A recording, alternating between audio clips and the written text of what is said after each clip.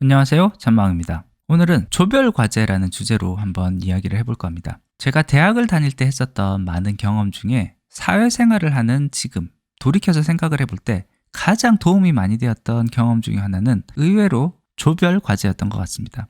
공대생이었던 저는 전공 과목 중에서는 조별과제를 해야 되는 경우가 거의 없었습니다. 하지만 나름 다양한 경험을 쌓고자 도전했었던 부전공 그리고 교양 수업에서 꽤 많은 조별 과제를 접했었는데요. 지금 돌이켜 생각해보면 그렇게 스트레스를 많이 받을 과제도 아니었지만 당시에는 왜 그렇게 어렵고 힘들었는지 잘 모르겠습니다. 그리고 다시 한번 생각을 해보니까요. 이 조별 과제에서 과제를 만드는 과정은요. 회사에서 보고 자료를 만들 때 일을 하는 과정과 크게 다르지 않음을 알 수 있었습니다. 우리가 조별 과제를 하는 모습을 한번 생각을 해볼게요. 일반적인 경우에는 아마 이와 같은 방식으로 조별 작업을 할 겁니다. 조별 과제를 하기 위한 조원들을 모집을 하고요. 그 발표 자료를 만들 사람을 정한 다음에 각각 모은 자료를 파워포인트 형태로 만드는 작업을 할 겁니다. 조원들 중에 발표자를 정해서 발표자에게 이 파워포인트 자료를 넘겨서 발표를 하는 그와 같은 형태로 이루어지는 것이 조별과제의 가장 대표적인 모습이라고 볼 수 있을 것 같습니다. 사회생활에서는 실제로 많은 일들이 어떻게 이루어지는지를 한번 살펴볼게요. 어지간한 일은 모두 팀 단위로 이루어진다라고 보시면 되겠습니다. 모든 팀원들이 자료들을 모아서 하나의 완성된 자료를 모으고 발표자가 발표를 하는, 여기까지는 어떻게 보면 조별과제와 동일한 프로세스를 따르고 있다고 볼 수도 있겠습니다.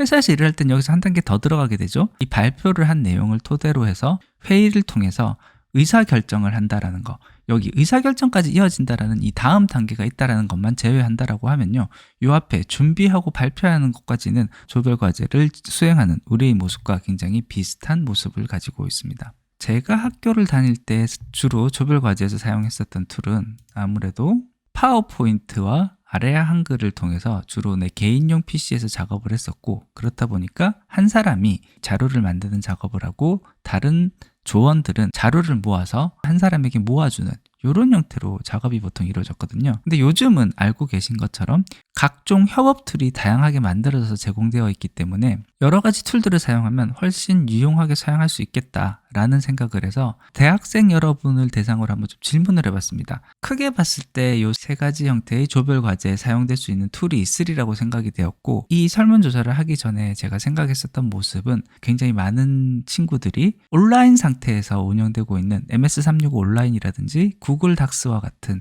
온라인 버전의 문서 적용 소프트웨어를 사용하고 있으리라고 생각을 했고, 또는 그거 이외에도 협업 툴로 어드밴스드한 툴들도 사용하고 있지 않을까라는 생각을 했었는데요. 생각보다도 많은 친구들이 아직은 여전히 개인 컴퓨터에 깔려있는 문서 작성용 소프트웨어를 사용을 한다는 것을 볼 수가 있었습니다.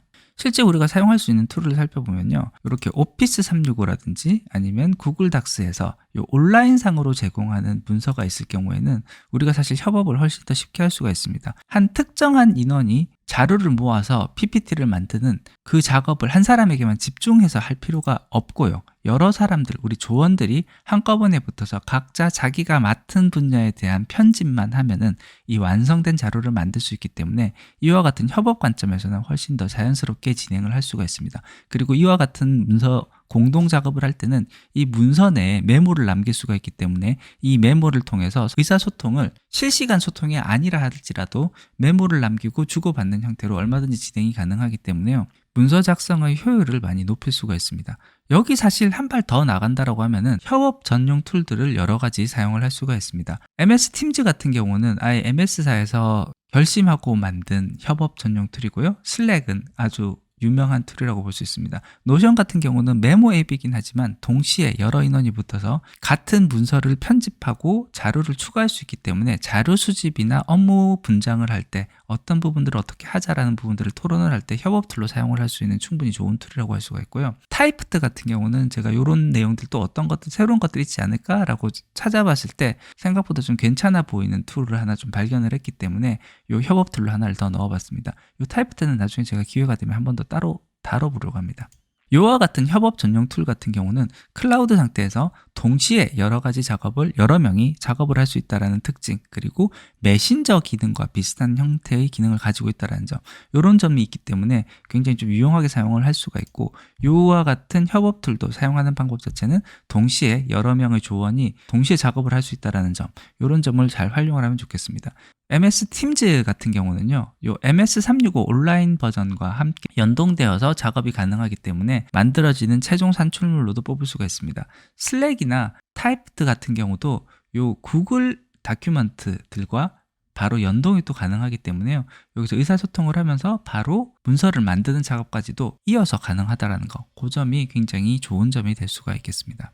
사실 저는 기대했던 부분이 대학생 분들이라면 아무래도 새로운 것들을 접하고 받아들이시는데 가장 적극적일 것이다 라고 생각을 해서, 저도 모르는 여러 가지 툴들을 많이 사용을 하시고 있으셔서 제가 한 수 더 배울 수 있지 않을까 라고 기대를 했었는데요. 의외로 이 오른쪽의 어드밴스드 툴을 사용하지 않는 경우가 더 많다라는 얘기를 들어서 사실 좀 많이 놀랐습니다. 답변을 해준 친구분 중에 한 분이 저에게 이런 얘기를 해주더라고요. 다들 조별 과제를 귀찮아하고 진심으로 임하는 사람이 그렇게 많지 않기 때문에 빨리 모여서 대충 하고 흩어지는 분위기, 이와 같은 분위기가 많이 형성이 돼 있다 보니까 새로운 툴을 뭔가 시도해보고 사용해보기보다는 원래 지금까지 해오던 익숙한 툴로 후딱후딱 해치우고 그 과제를 종료하려고 한다라는 이야기를 들었습니다. 하긴 듣고 보니까 저도 대학 다닐 때 조별 과제를 대하는 나의 자세는 그와 다르지 않았던 것 같습니다. 좀 꼰대스러운 발언이긴 하지만 제가 말씀드리고 싶은 건요, 조금 더 발상의 전환을 가지고 와서 다양한 툴들을 가지고 와서 한 번 더 조별 과제를 다른 눈으로 바라보고 작업을 해보는 것이 어떨까라는 것을 제언을 드립니다. 이 조별 과제가 실제 사회에 나와서 사회생활을 하면서 일을 하는 과정과 크게 다르지 않기 때문에 사회생활을 준비하는, 연습하는 과정으로 한번 제대로 해보는 것도 충분히 의미가 있는 일이고요. 그 과정에서 여러 사람과 함께 일하는 법을 좀 더 익히고, 그리고 물론 대부분의 경우 조원들에게 실망하는 일이 많습니다.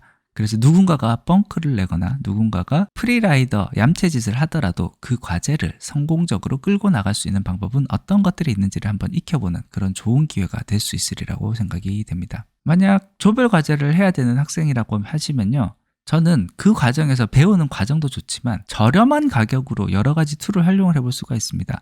이 협업 툴들이 시장이 굉장히 경쟁이 치열하기 때문에 학생 단계에서부터 사용을 할 수 있게끔 학생을 대상으로 할 때는 굉장히 저렴한 가격으로 제공되는 경우가 많습니다. 오피스 365 온라인 같은 경우는 공짜로도 제공이 되기 때문에 바로 시도를 해볼 수가 있고요. 물론 구글 문서 툴들은 처음부터 공짜로 제공되고 있는 그런 부분들이 있습니다. 이 외에도 과감하게 협업 툴을 한번 도입을 해보시는 것이 어떨까라는 생각을 해봅니다. 하다못해 MS 오피스 온라인이라든지 구글 문서류를 통해서 동시에 여러 사람이 편집할 수 있는 협업 과정, 그리고 서로 메모를 남기면서 피드백을 주고받는 과정, 이 과정만 한번 제대로 해보더라도 굉장히 괜찮은 경험을 쌓을 수가 있습니다. 그리고 이와 같은 조별 과제를 굉장히 성공적으로 잘 해냈다. 근데 이때 이러한 툴들을 나는 적극적으로 잘 활용했다. 라는 과정은요, 그 하나만으로도 나의 스토리텔링이 될 수 있어서 나중에 면접의 기회가 있을 때 얼마든지 얘기를 꺼낼 수 있는 요소라고 생각이 됩니다. 이런 툴들을 이용해서 이와 같은 기존과는 다른 방식으로 어떤 어려운 과제를 해냈다라는 식으로만 이야기를 해도 이 부분은 굉장히 좋은 스토리텔링이 될 수가 있거든요. 생각보다 많은 기업에서도 여전히 협업 툴을 사용하기 이전의 전통적인 노가다로 문서 작업을 하고 있는 경우가 많습니다. 기업에서도 여러 방면으로 굉장히 고민을 많이 하고 있는 부분이에요. 어떻게 하면 이 부분을 협업 툴을 통해서 좀 더 효율적으로 일을 할 수 있을 것인가.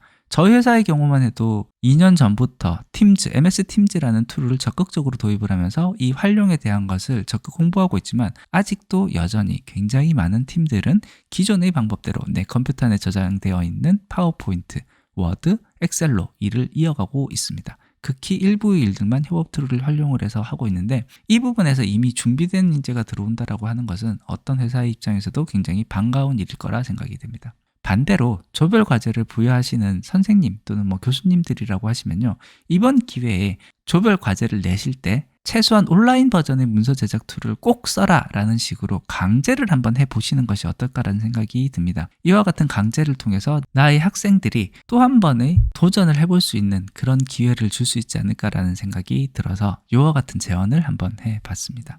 말하고 보니까 너무 좀 꼰대스럽기도 하네요. 예, 오늘은 이렇게 제가 사회생활을 하면서 느꼈던, 만약에 내가 대학 시절에 조별 과제를 조금 더 제대로 하고 연습을 해봤더라면, 그리고 그때 좀 더 협업 툴에 대해서도 시야를 넓히고 제대로 응용하고 활용을 해봤더라면 지금 사회생활을 하는 나에게 생각보다 많은 도움이 될 수도 있겠다라는 생각이 들어서 사회생활과 조별과제, 그리고 조별과제와 협업 툴이라는 주제로 이야기를 해봤습니다. 늘 새로운 거를 시도해보는 게 처음에는 낯설지만요, 한번 해보면 생각보다 별거 아닌 데가 많은 것 같습니다. 지금 내가 풀어야 할, 실행해야 할 조별 과제가 있다면은 바로 협업 툴이 어떤 것들이 있는지부터 한번 찾아보는 것은 어떨까요? 이런 내용을 한번 추천드립니다. 예, 오늘 준비한 것은 여기까지입니다. 끝까지 들어주셔서 감사합니다.